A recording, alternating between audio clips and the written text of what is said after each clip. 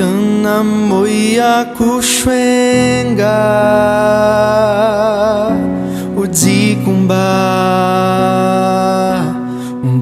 udzikumbareta vukone bzaku ikuvilela kwanga mungano osaseka kukutunisa zihakusha mavoko zikuninketa mbilu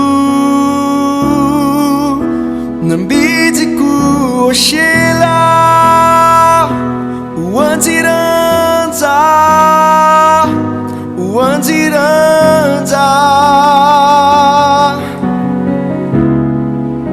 nambidzi ngana chumu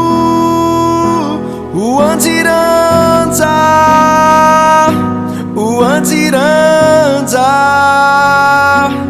Yesu iliranza ile shiambanuin aro alikutika matsaweni anga anzitekelani swivavu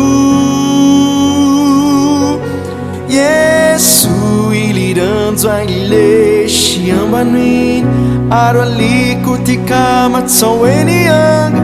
anzitekelani swivavu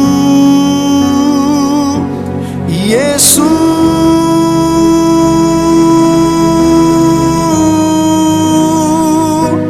Yesu vitulosa seca Yesu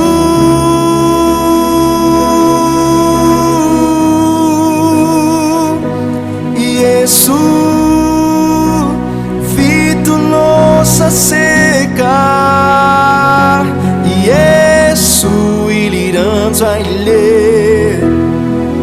aro alikutika matsaweni anga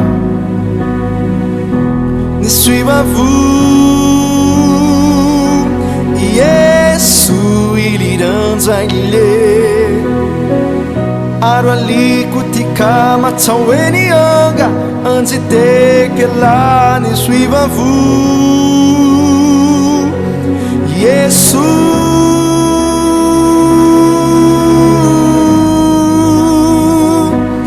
Yesu